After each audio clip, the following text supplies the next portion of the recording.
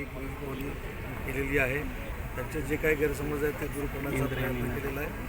परंतु एक महत्त्वाची गोष्ट मी सांगतो, जे सगळ्यांनाच माहिती आहे, ते सगळ्यांना माहिती नसेल की आपल्याकडे जे दाखला दिला जातो त्या वडिलांच्या रक्तसंबंधाला दिला जातो आणि त्या रक्तसंबंधातल्या सगळ्या लोकांना दाखला देण्याचा निर्णय हा मुख्यमंत्री महोदयांनी घेतलेला आहे. हे मी स्वतः त्यांना परवा देखील सांगितलेलं आहे. तर सगळ्याच गोष्टी मी इथं सांगत नाही, परंतु त्याच्यातलं ते समजूतदारपणे मार्ग काढतील याची खात्री. इंद्रायणी नदी संदर्भात विधानसभेत घोषणा आली, काम कधीपर्यंत सुरू होईल? इंद्रायणी नदीची घोषणा ही फक्त विधानसभेमध्ये झाली नाही, तर त्याच्या अगोदर मी 1.5 महिना स्वतः पिंपरी चिंचवडमध्ये आलो होतो. इंद्रायणी पवना ह्या ज्या नद्या आहेत ह्या ज्या MIDCकडनं काही प्रदूषित होत असतील, काही रिअल इस्टेटकडनं होत असतील, काही महानगरपालिकेचं पाणी त्याच्यामध्ये जात असेल, त्याचा आपण DPR करतो आहे.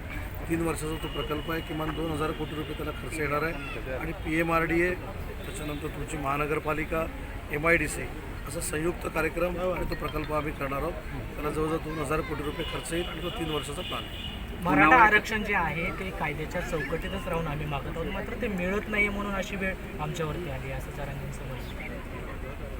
खरं मराठा आरक्षण गायकवाड समितीच्या वतीनं जे पहिल्यांदा दिलं ते देवेंद्रजींनी दिलं.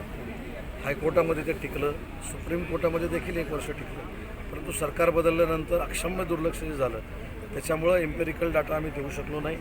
आता त्याचा दोष कोणाचा होता मला त्याच्यात काही बोलायचं नाही, पण एम्पेरिकल डाटा गोळा करण्यासाठी राज्य मागासवर्गीय आयोगाला 360 कोटी रुपये या सरकारनं उपलब्ध करून दिलेले आहेत. आणि मला असं वाटतं की एम्पेरिकल डाटा ज्यावेळी आम्ही सुप्रीम कोर्टामध्ये दाखल करू तर पुन्हा एकदा टिकणारं आरक्षण मराठा समाजाला मिळेल आणि त्याच्यासाठी 1 दिवसासाठी विशेष सत्र भरवायचा निर्णय देखील मुख्यमंत्र्यांनी घेतलेला. जरांगे पाटील आणि भुजबळांमध्ये शाब्दिक नेहमीच चकमक सुरू आहे, त्यामुळं वाटत नाही की दोन्ही समाजामध्ये तेढ निर्माण होते. याच्यामध्ये दोघांनाही हात जोडून विनंती आहे की समाजामध्ये तेढ निर्माण होणार नाही, कारण शेवटी OBC समाज असेल, मराठा समाज असेल, हे सगळे एकत्र आजपर्यंत राहण्याची परंपरा ही महाराष्ट्राची परंपरा आहे आणि त्याच्यामध्ये कुठं वाद निर्माण व्हावं अशी वक्तव्य टाळली गेली पाहिजेत.